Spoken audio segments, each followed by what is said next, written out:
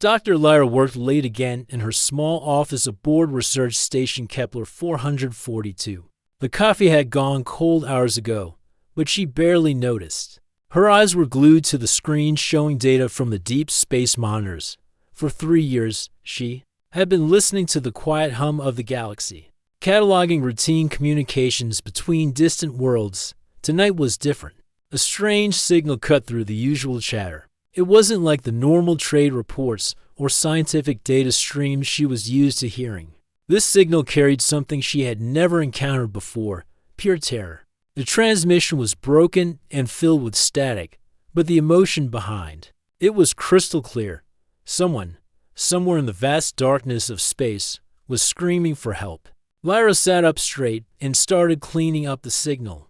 As the static cleared, she could make out words in several alien languages she recognized.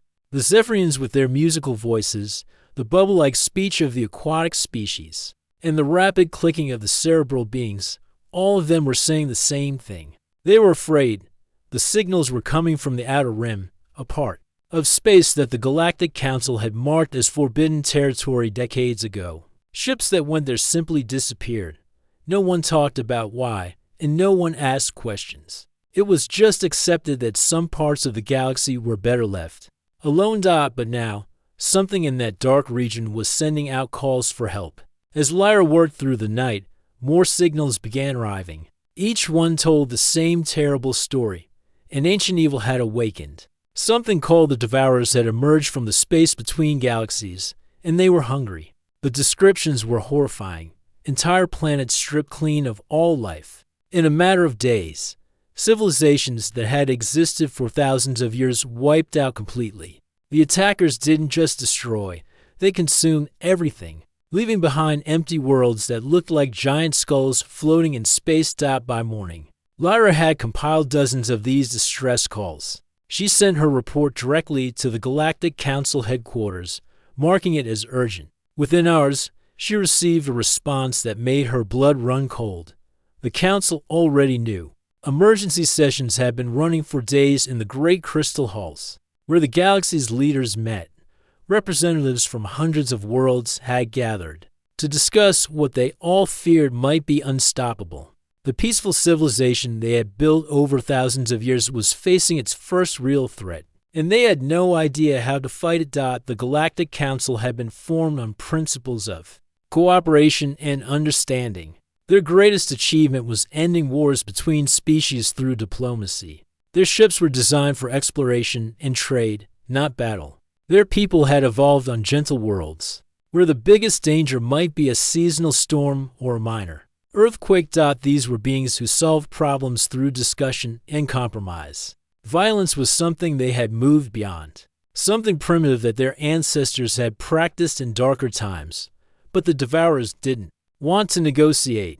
They didn't want territory or resources that could be shared. They wanted everything, and they took it by force. The Council's military advisors presented their analysis with trembling voices. Their most advanced warships had been built for peacekeeping missions, stopping small conflicts between trading partners or dealing with space pirates against an enemy that could consume entire worlds. These ships would be like throwing pebbles at a mountain. Emergency construction projects began immediately. Factories that had produced exploration vessels were converted to build weapons. Scientists who had spent their careers studying peaceful applications of technology were suddenly asked to design tools of war. But deep down, everyone knew it wouldn't be enough. The Galactic Council species were simply not built for this kind of conflict. They were too gentle, too civilized, to remove from the brutal realities of survival. As reports continued to arrive from the Outer Rim, a pattern emerged that filled the Council with even more dread.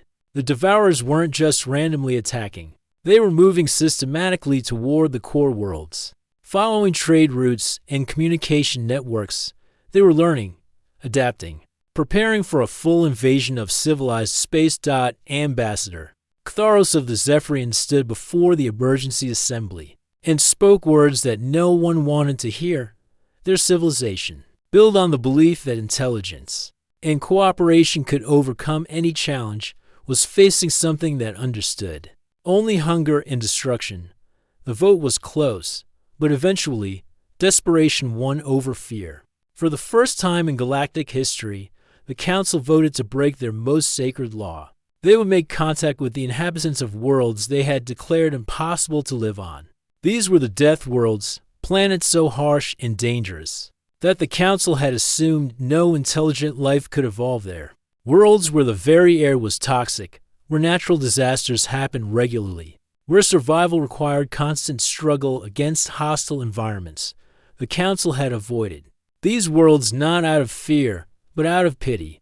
They assumed that any life that somehow managed to exist in such terrible conditions would be primitive, probably violent, and definitely not advanced enough to be useful. But now, with their peaceful civilization facing extinction, they were willing to reach out to anyone who might have experience with the kind of brutal reality they were facing. The message was simple: we are dying. Can you help us? 3 ships left Council space, heading for the nearest suspected death world. The crews were volunteers, knowing they might be flying to their deaths. The worlds they were approaching had been marked as uninhabitable for good reason. What they found would change everything. The first ship approached a blue-green world orbiting a yellow star. Initial scans confirmed their worst fears about the planet's habitability. The atmosphere was filled with a highly reactive gas that would be poisonous to most species.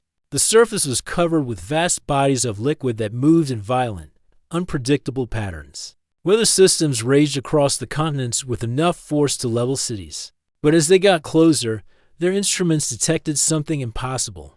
Organized electromagnetic signatures, cities, technology, civilization. Not only was there life on this death world, but it was thriving. The beings living on this impossible planet had not just survived their hostile environment, they had mastered it. They had built great structures that could withstand the planet's violent weather. They had developed technology that worked even in their toxic atmosphere. Most incredibly, they seemed to travel regularly between different parts of their dangerous world, as if the lethal conditions were just a minor inconvenience. These weren't the primitive, struggling survivors the Council had expected to find.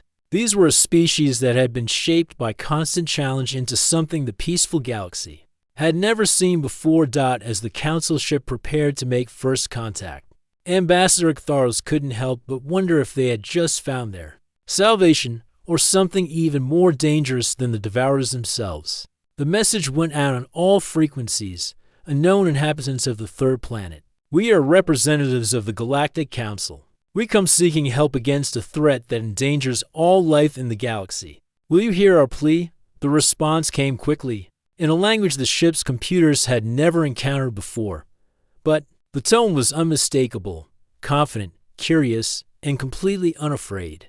For the first time since the crisis began, Ambassador Ktharos felt something he had almost forgotten: hope. Captain Rodriguez was having a normal Tuesday when everything changed forever. Her patrol ship was cruising along Earth's outer defense grid, checking satellites and monitoring space traffic, like she had done hundreds of times before. The routine was so familiar she could do it in her sleep. Then her radar officer practically jumped out of his chair. "Captain, we've got an unknown contact approaching from deep space. It's definitely not one of ours." Rodriguez felt her heart skip a beat. After decades of wondering if humans were alone in the universe, it looked like they were about to get their answer. The approaching ship was unlike anything in Earth's databases: smooth, crystalline surfaces that seemed to bend light around them, moving with a grace that defied conventional physics. Within hours, every major government on Earth knew about the visitor. The alien ship had sent a message in broken English, clearly translated by some kind of computer system. They wanted to meet. They needed help. They were desperate. The meeting was set up in Geneva, in a hastily converted conference center that had been scrubbed clean and fitted with air filtration systems. Nobody knew what to expect. The aliens had requested a neutral location with specific atmospheric conditions, which made the human negotiators nervous. When Ambassador Ktharos stepped out of the alien transport, the humans couldn't hide their surprise. The being before them looked like it was made of living crystal, its body shifting and glowing with internal light. Beautiful, but also incredibly fragile looking. The real shock came when Ktharos had to wear what looked like a full environmental suit just to breathe Earth's air. The alien ambassador apologized through a translator device, explaining that Earth's atmosphere was far too dangerous for his people to survive in without protection. Too dangerous? Asked General Patterson, Earth's chief military representative. You mean our air? Ktharos seemed confused by the question. Through the translator, his response was almost apologetic. Your world contains highly reactive oxygen in concentrations that would be lethal to most known species. The atmospheric pressure alone would crush most of our people, and your gravity. The alien actually shuddered. How do you function under such crushing weight? The humans looked at each other in bewilderment. To them, Earth was just home. Sure, it had its challenges, but they had never thought of their planet as particularly dangerous. They breathed oxygen because that's what lungs were for. They walked upright because gravity held them down. These things were just normal. But as Ktharos began explaining more about the galactic community, it became clear that Earth was anything but normal. Most inhabited worlds in the galaxy were garden paradises by human standards: gentle climates, stable weather, mild gravity, an atmosphere so carefully balanced that they barely changed from season to season. The aliens were horrified to learn that humans regularly experienced something called weather that could actually hurt them. The concept of storms that could level buildings, temperature changes that could freeze or overheat people, and natural disasters that could reshape entire landscapes was completely foreign to them. You mean your planet tries to eliminate you on a regular basis? Ktharos asked, his crystalline form flickering with what seemed to be distress. And you just live with this? Dr. Chen, Earth's lead scientist for the contact mission, tried to explain. Well, we've adapted. We build shelters. We predict weather patterns. We prepare for disasters. It's just part of life. The alien delegation exchanged what could only be described as worried glances. These humans talked about surviving deadly conditions, the way the galactic species talked about choosing what to eat for lunch.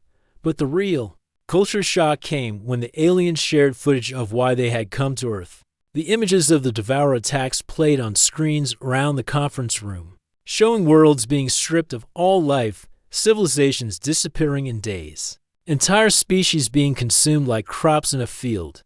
The human reaction was not what the aliens expected.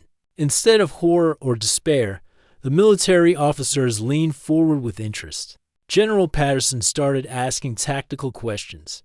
How fast do they move? What are their weak points? How do they coordinate their attacks? Colonel Torres, a veteran of multiple Earth conflicts, studied the footage with the cold eye of a professional. Soldier, they're using swarm tactics, but they're predictable. Look at the pattern. They always approach from the same angle. They focus on population centers first, and they don't adapt when their prey fights back. Fights back? Ktharos seemed confused. But how does one fight such creatures? The humans stared at him. Fighting was such a basic concept to them that they had trouble understanding the question. Humans had been fighting each other, their environment, and every challenge their world threw at them for their entire evolutionary history. The idea that an entire galactic civilization had somehow avoided learning how to fight was almost incomprehensible. Dr. Martinez, a military strategist, pulled up a tactical display. These devourers are apex predators, but they're used to prey that doesn't fight back. Look at their approach patterns. They're overconfident, exposed, making themselves vulnerable because they've never had to worry about retaliation. The aliens watched in fascination as the humans began dissecting the devourer attacks, like a puzzle to be solved, where the galactic species saw an unstoppable force of nature. The humans saw an enemy with weaknesses that could be exploited. Your people have experience with this type of conflict, Ambassador Ktharos asked hopefully. General Patterson almost laughed. Experience? We've been fighting for survival since we crawled out of the caves, every species on our planet. Fights to live, predators, prey, everything in between. It's what we do. As the days of meetings continued, the cultural gaps became even more apparent. The aliens were amazed that humans engaged in physical combat for entertainment. The concept of boxing, martial arts, or competitive sports where people actually tried to defeat each other was completely alien to species that had evolved past physical conflict. They were shocked to learn that humans regularly put themselves in danger for fun, climbing mountains, diving to ocean depths, racing vehicles at high speeds, even jumping out of aircraft with fabric parachutes. To the galactic species, these activities looked like elaborate self-determination rituals. But gradually, understanding began to grow on both sides. The aliens realized that humans weren't just willing to fight the Devourers, they were, specifically, evolved for exactly this type of challenge. Every harsh condition on Earth had produced humans who were tougher, more adaptable, and more capable of violence than anything the gentle galaxy had ever produced. For the humans, the revelation that they were the products of what the galaxy considered an impossibly hostile world was both humbling and empowering. They began to understand that their strength, their resilience, and their instinct to fight back weren't just useful traits, they were exactly what the galaxy needed to survive. The turning point came when Colonel Torres made a simple observation. You know what your problem is. You've been trying to run from these things.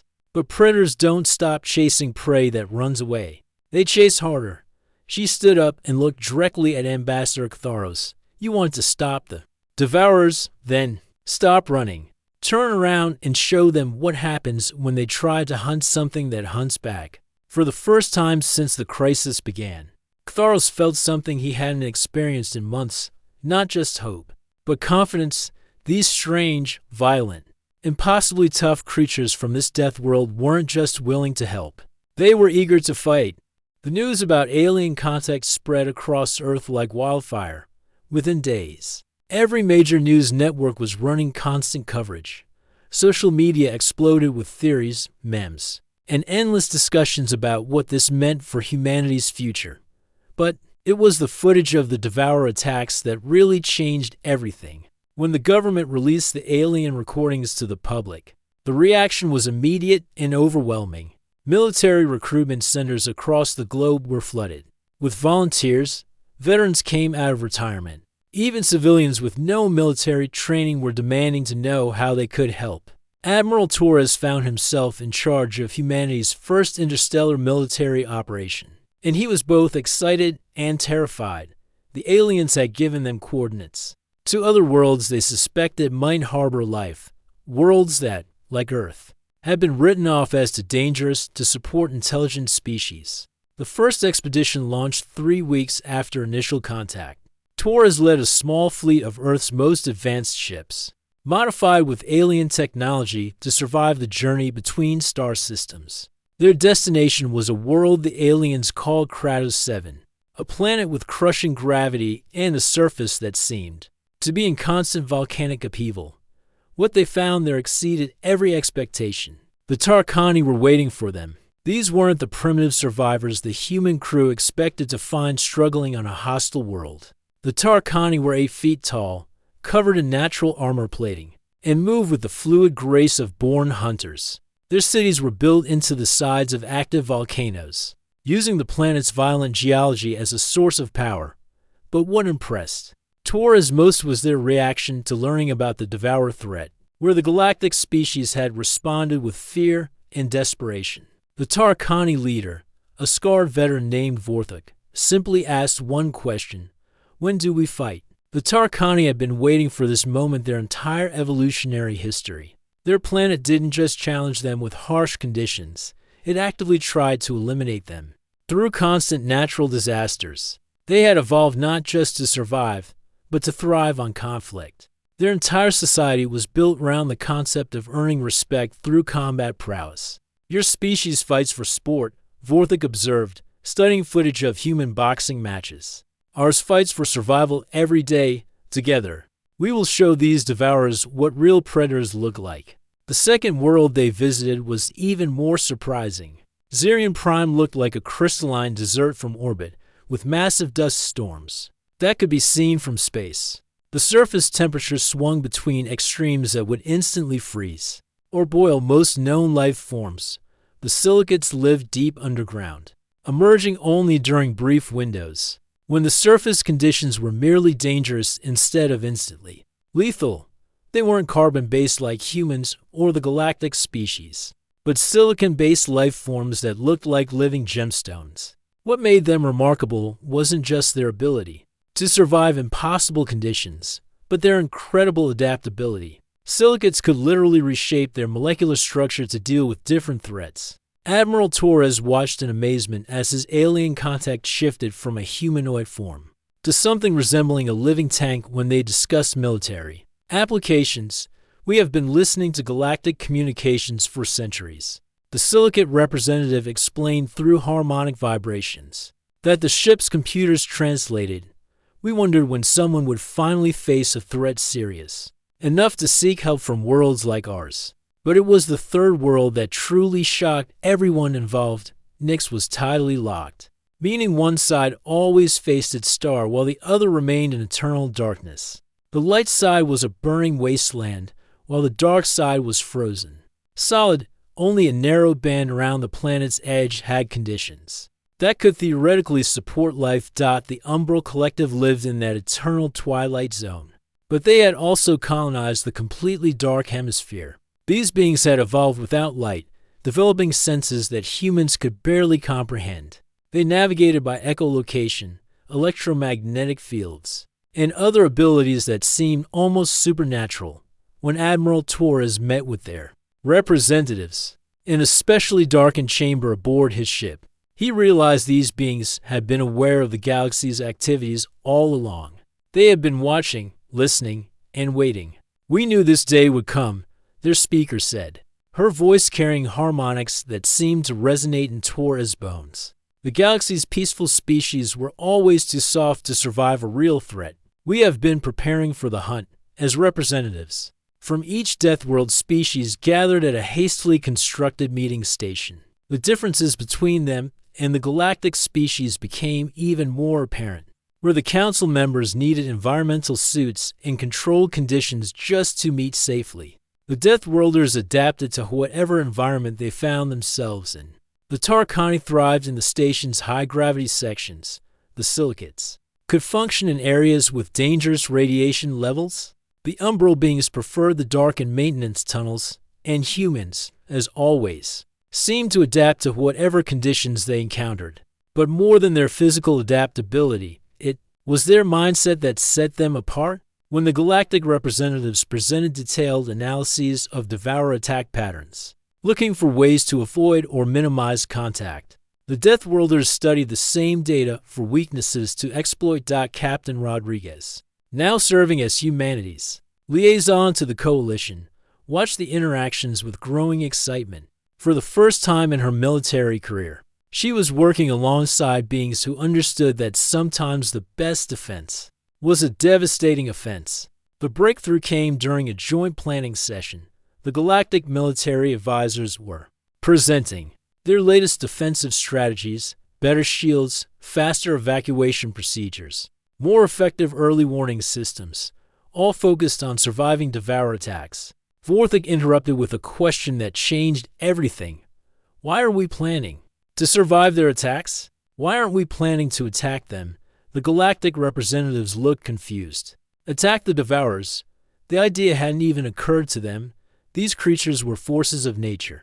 Like storms or earthquakes, you didn't attack a hurricane. You took shelter and waited for it to pass. But the Deathworlders saw things differently. They saw patterns in the Devourer behavior that suggested intelligence, strategy, and most importantly, predictability. And anything that could be predicted could be ambushed. Dr. Chen, working with silicate biotechnicians and Umbral sensory specialists, began developing tactical analyses that the galactic species had never considered. Instead of asking how do we survive this, they were asking how do we eliminate this threat permanently. The coalition that formed wasn't bound by the usual diplomatic treaties or trade agreements. It was held together by something much simpler and stronger, a shared understanding that the galaxy had called upon its apex predators and they would not disappoint.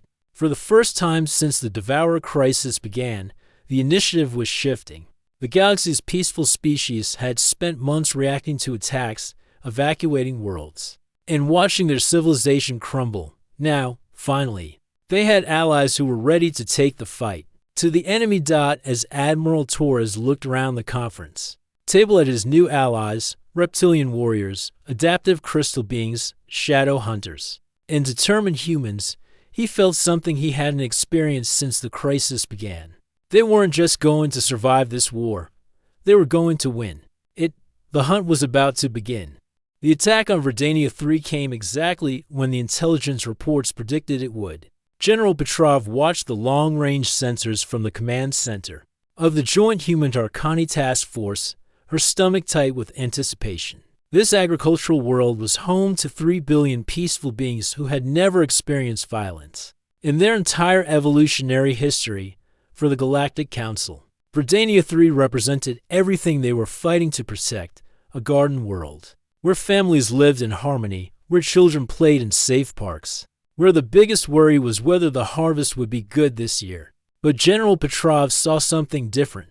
When she looked at the tactical display, she saw an opportunity. "General, we should begin evacuation procedures immediately," urged Commander Hastings, the Council's military liaison assigned to observe human tactics. "Every minute we delay means more lives lost." Petrov didn't take her eyes off the sensor. Readings: no evacuation. The silence in the command center was deafening. Even her own officers looked shocked. Hastings actually stepped back as if he'd been struck.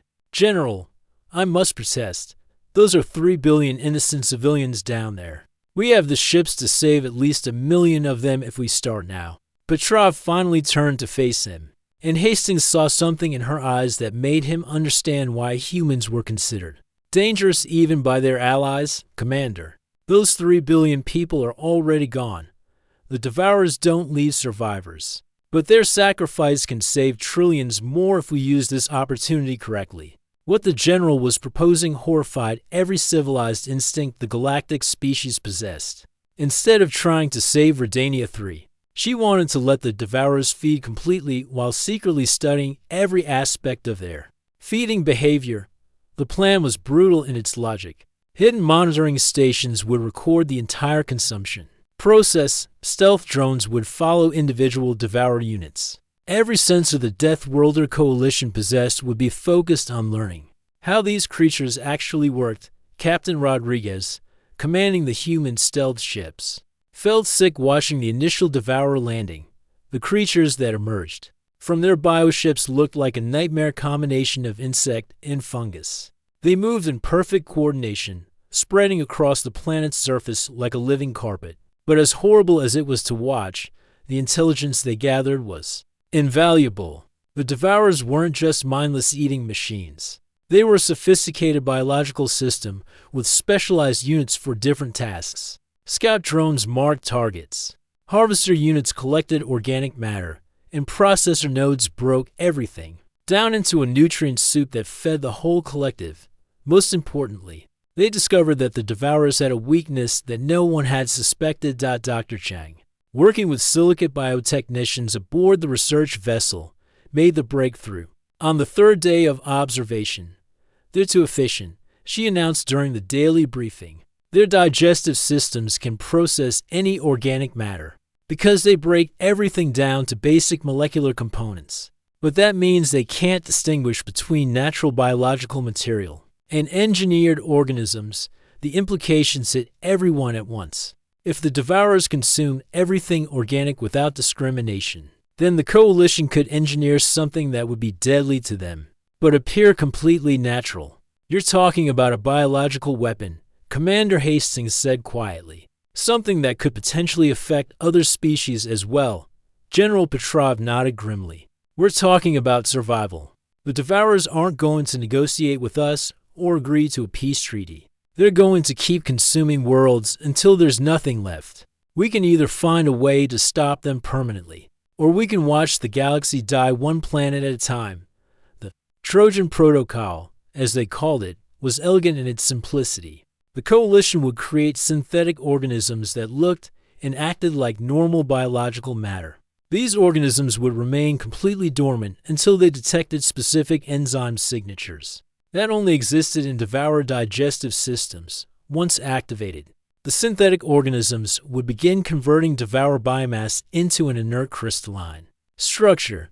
The creatures that had spent millennia consuming entire worlds would literally be turned to stone from the inside out. Working around the clock, the Coalition's best scientists combined human genetic engineering techniques with silicate, molecular manipulation, and Tarkani chemical expertise. The Umbral Collective provided crucial sensory data about devourer biological processes that no other species could have detected.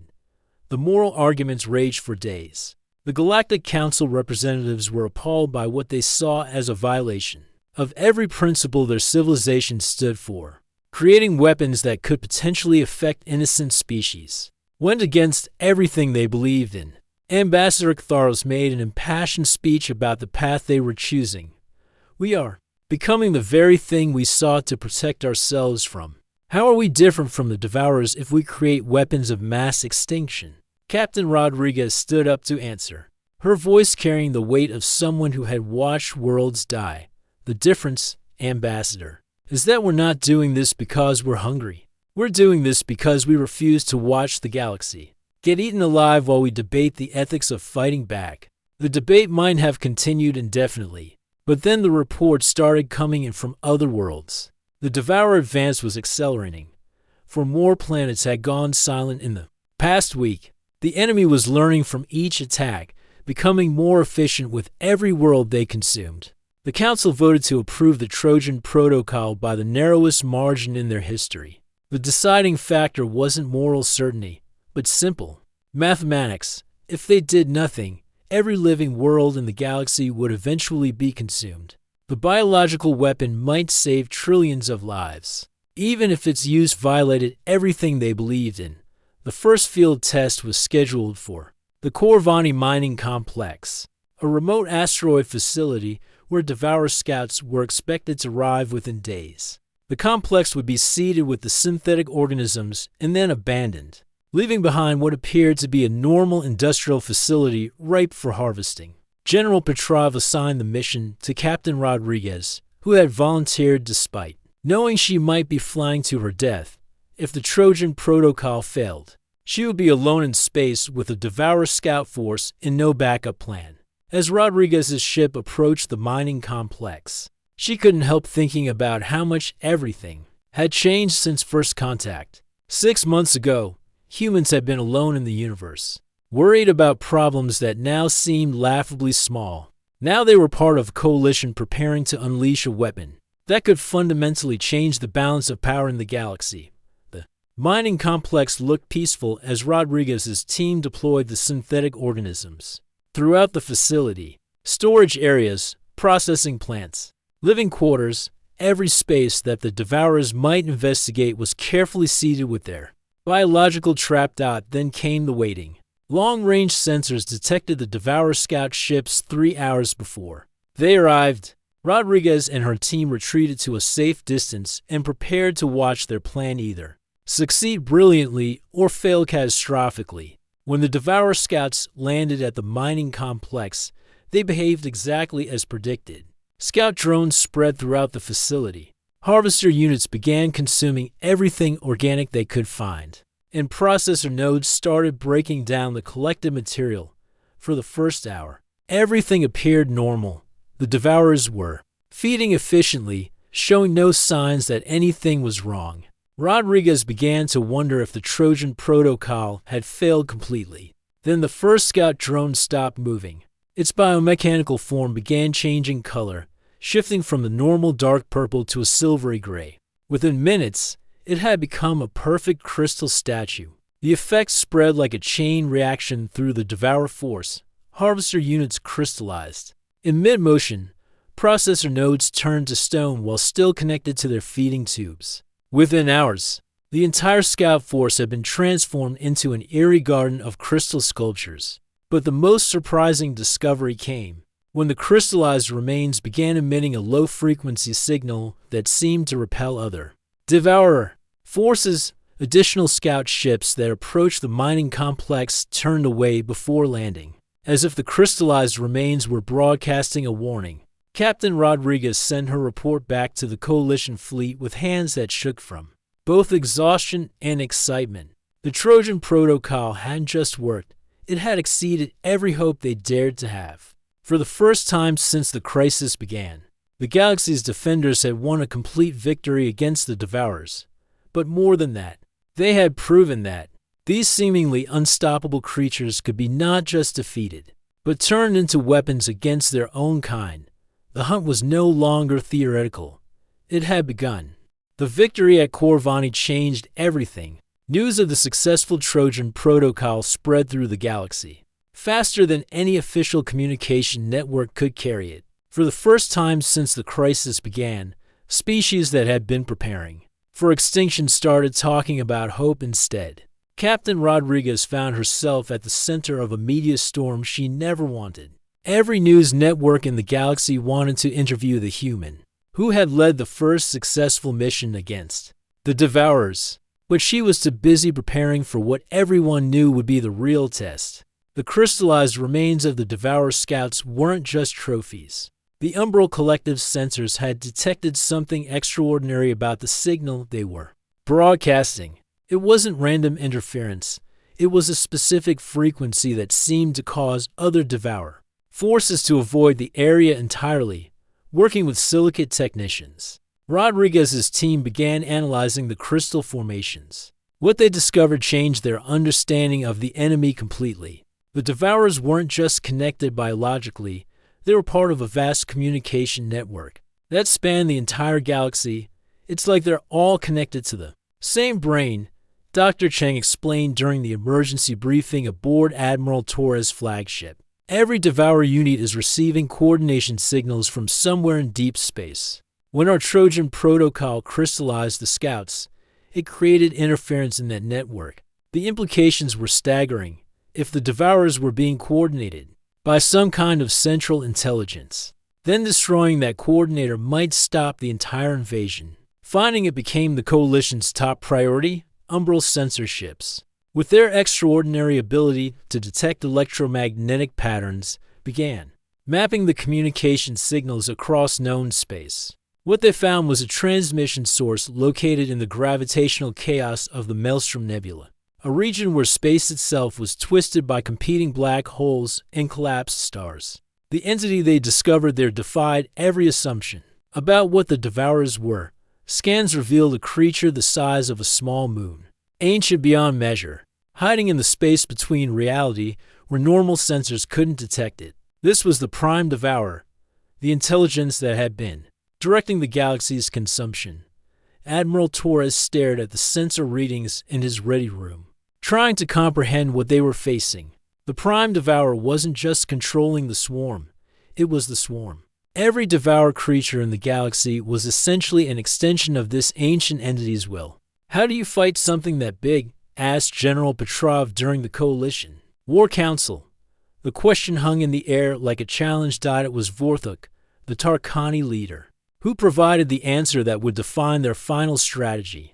You don't fight it, he said, his scarred face showing something that might have been excitement. You hunt it. The plan they developed was insane by any reasonable standard. Instead of trying to destroy the Prime Devourer directly, they would lure it into a trap using modified Trojan protocol organisms as bait. The creature's own hunger would become the weapon used against it. The Maelstrom Nebula provided the perfect hunting ground. The gravitational distortions that made it an ideal hiding place would also prevent the Prime Devourer from escaping once it committed to an attack.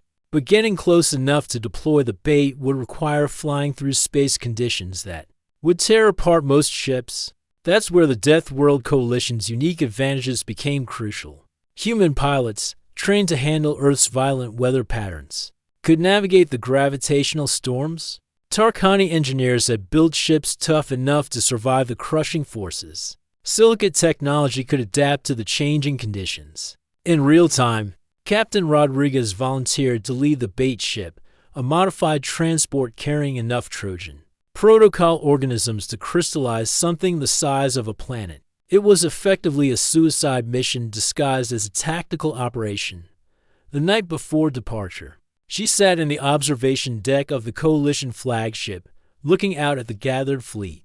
Ships from 4 different death worlds, carrying species that had been written off as impossible just months before. Now they were preparing to hunt the greatest predator the galaxy had ever known. Admiral Torres joined her at the viewport, having second thoughts every minute. Rodriguez admitted, "But someone has to do it, and honestly, I can't think of anyone I'd rather have backing me up than this crazy collection of survivors and fighters." The final battle began at dawn, ship time. The Coalition fleet approached the Maelstrom Nebula in formation, with Rodriguez's bait ship leading the way. Behind her flew every operational vessel the Deathworld Alliance could muster: human destroyers, Tarkani battleships, silicate adaptive cruisers, and umbral sensor platforms. As they entered the nebula's outer edge, the gravitational distortions immediately began testing every system on every ship. Normal space became a nightmare of twisted physics where up and down lost all meaning, and time itself seemed to flow differently. Rodriguez felt the familiar thrill of flying in impossible conditions.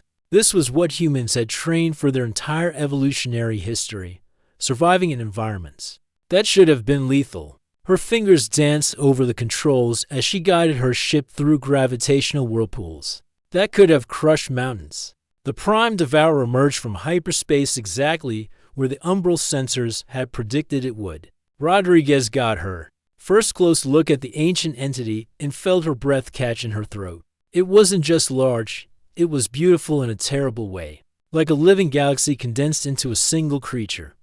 But beauty didn't change the mission. Rodriguez activated the bait systems and began broadcasting the biological signatures that would make her ship irresistible to the Prime Devourer. She was essentially announcing herself as the most delicious target in the galaxy. The creatures' response was immediate and overwhelming. Tentacles the size of space stations reached out toward Rodriguez's ship, while smaller Devourer units swarmed around the massive central body like antibodies, responding to an infection. Now would be good, Rodriguez called over the communication system as she pushed her ship's engines to their absolute limits, dodging between massive appendages while the Prime Devourer tried to capture her. The Coalition fleet responded with everything they had. Tarkani gunners, trained on a world where missing your target meant becoming something else's dinner, provided covering fire that carved through the smaller Devourer units. Human pilots flew escort patterns that looked suicidal to anyone who hadn't grown up dodging hurricanes. But it was the silicate ships that made the decisive difference. Their adaptive hulls allowed them to survive direct contact with the Prime Devourer's feeding mechanisms, long enough to deploy concentrated Trojan protocol charges directly into the creature's main body. The effect was unlike anything they had seen before. Instead of the quick crystallization that had affected the scouts, the Prime Devourer's transformation was slow and agonizing. The ancient creature seemed to realize what was happening to it, its movements becoming increasingly frantic as the crystallization spread through its massive form. When the Prime Devourer finally succumbed completely, its death sent a signal throughout the galaxy that every remaining Devourer unit received simultaneously. Without their guiding intelligence, the swarm creatures simply stopped. Across hundreds of worlds, Devourer forces became dormant, their coordinated attacks ending as if someone had turned off a switch. Captain Rodriguez's ship limped back to the fleet, its hull scarred by the gravitational forces and Devourer attacks, but intact. As she docked with the flagship, she could see the communications arrays lighting up with reports from across the galaxy. The Devourers had stopped. The invasion was over. The galaxy was safe.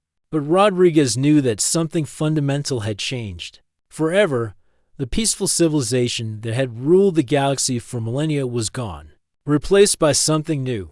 The Deathworld species had proven that sometimes survival required becoming the apex predator yourself. 6 months later, Rodriguez stood in the newly constructed Guardian Academy on Luna, watching the first class of students from peaceful worlds, learning basic survival skills. The curriculum was voluntary, but the waiting list stretched for decades. The galaxy had learned an important lesson. in a universe full of predators. The greatest protection came from beings who understood predation intimately. The Deathworlders hadn't just saved civilization, they had become its guardians. And in the deepest reaches of space, monitoring stations maintained by the Guardian Alliance continued their eternal watch, ready to respond to any threat with a simple message that now echoed throughout the galaxy. The Deathworlders are here. You are not alone. The age of gentle peace was over. The age of protected peace had begun.